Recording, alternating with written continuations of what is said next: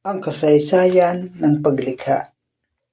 Genesis Kabanata 1. Nang pasimula ay nilikha ng Diyos ang langit at ang lupa. Ang lupa ay walang hugis o anyo. Dilim ang bumabalot sa kalaliman at kumikilos ang Espiritu ng Diyos sa ibabaw ng tubig. Sinabi ng Diyos, magkaroon ng liwanag at nagkaroon nga. Nasiyahan ang Diyos nang ito'y mamasdan. Pinagbukod niya ang liwanag at ang dilim. Ang liwanag ay tinawag niyang araw at ang dilim naman ay tinawag na gabi. Lumipas ang gabi at sumapit ang umaga. Iyon ang unang araw.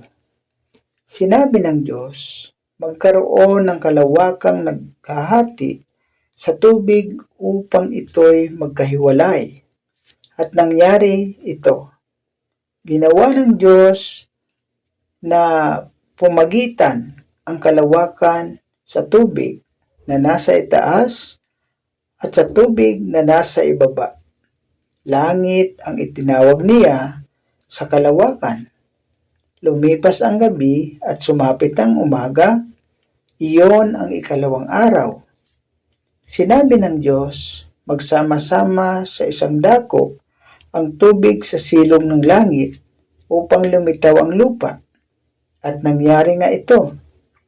Tinawag niyang lupa ang tuyong bahagi at dagat naman ang nagsama-samang tubig. Nasiyahan siya nang ito'y mamasdan. Pagkatapos sinabi ng Diyos, magkaroon sa lupa ng lahat ng uri ng tumutubong halamang nagkakabinhi at mga punong namumunga. At nangyari ito.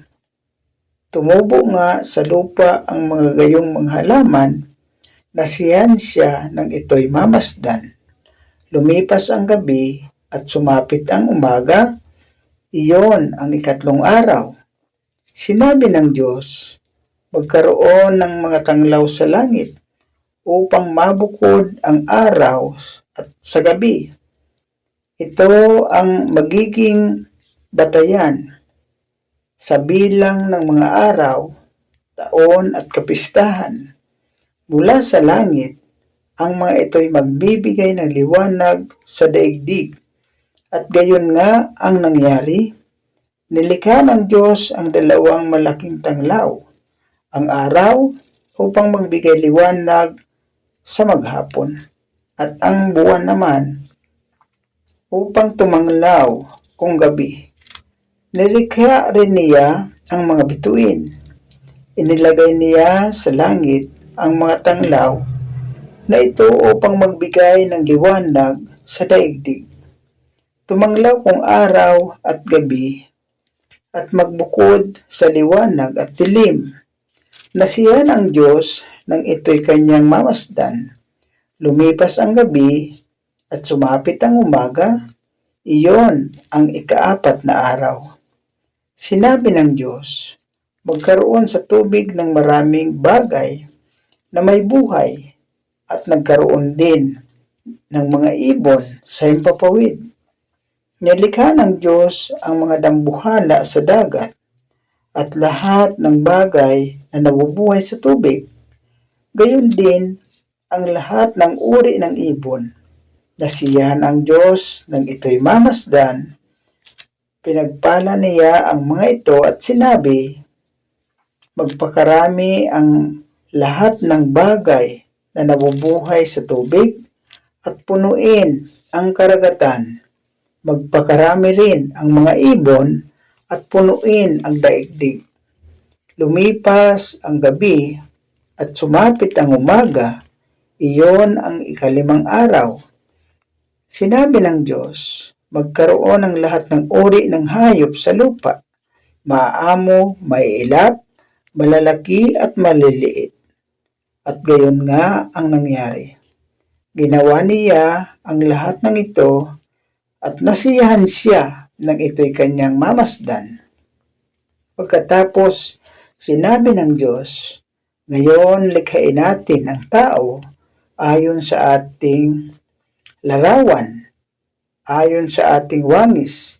Sila ang mamamahala sa mga isda, sa mga ibon sa himpapawid, at sa lahat ng hayop, maging maamo o mailap, malaki o maliit. Nilalanga ng Diyos ang tao ayon sa kanyang larawan. Sila'y kanyang nilalang na isang lalaki at isang babae, at sila'y pinagpala niya. Sinabi niya, magpakarami kayo at punuin ninyo ang mga anak ang buong daigdig, at kayo ang mamamahala nito. Binibigyan ko kayo ng kapangyarihan sa mga isda, sa mga tubig, sa mga ibon, sa himpapawid, at sa lahat ng mga hayop na nasa ibabaw ng lupa. Ibinibigay ko rin sa inyo ang lahat ng uri ng halamang nagkakabinhi at mga bungang kahoy bilang pagkain ninyo. Ang lahat ng halamang luntian ay ibinibigay ko naman sa lahat ng hayop sa ibabaw ng lupa at sa lahat ng mga ibon. At ito nga ang nangyari. Pinagmasdan ng Diyos ang lahat niyang ginawa at lubos siyang nasiyahan. Lumipas ang gabi at sumapit ang umaga. Iyon ang ika-6 na araw. Kabanata 2. Nilikha nga ng Diyos ang langit at ang lupa at ang lahat ng bagay na naroroon. Tinapos niyang likhain ang lahat ng ito sa loob ng 6 na araw at siya'y nagpahinga sa ika-7 araw. Pinagpala niya ang ika-7 araw at itinuring itong banal, sapagkat sa araw na siya ay nagpahinga matapos likhain ang lahat. Ganito ang paglikha sa langit at sa lupa. Ang halamanan ng Eden. Nang likhain ng Panginoong Yahweh ang lupa at ang lahat ng bagay sa langit, wala pang anumang halaman o pananim sa lupa, sapagkat hindi pa nagpapaulan noon ang Panginoong Yahweh at wala pa ring magsasaka, ngunit naroon ang bukal ng tubig na dumidilig sa kapatagan sa lupa.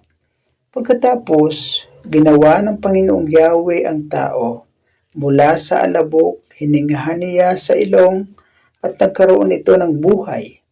Gumawa ang Panginoong Yahweh ng isang halamanan sa Eden, sa dakong silangan, at doon din nila ang taong kanyang nilalang. Pinatubo niya roon ang lahat ng uri ng punong kahoy na magagandang pagmasdan at masasarap ang bunga. Sa gitna ng halamanan ay naroon ang punong kahoy na nagbibigay buhay at gayon din ang punong kahoy na nagbibigay kaalaman tungkol sa mabuti at masama. Umaagos roon mula sa Eden ang isang ilog na dumidilig sa halamanan. Paglabas doon, ito'y nahati sa 4 na sanga.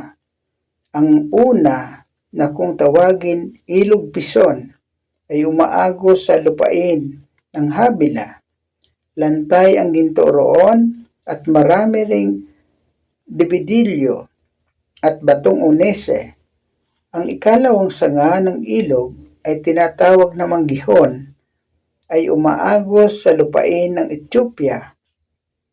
Ilog Tigris naman ang tawag sa ikatlong sanga at umaagos naman ito sa silangang Assyria. Ang ika-4 na sanga ng ilog ay ang Euphrates. Ibinigay ng Panginoong Yahweh ang tao sa halamanan ng Eden upang ito'y pagyamanin at pangalagaan. Sinabi niya sa tao, makakain mo ang alinmang bungang kahoy sa halamanan, maliban sa bunga ng punong kahoy na nagbibigay ng kaalaman tungkol sa mabuti at masama. Huwag na huwag mong kakainin ang bungang iyon, sapagkat sa araw na kinain mo, iyon ay mamamatay ka.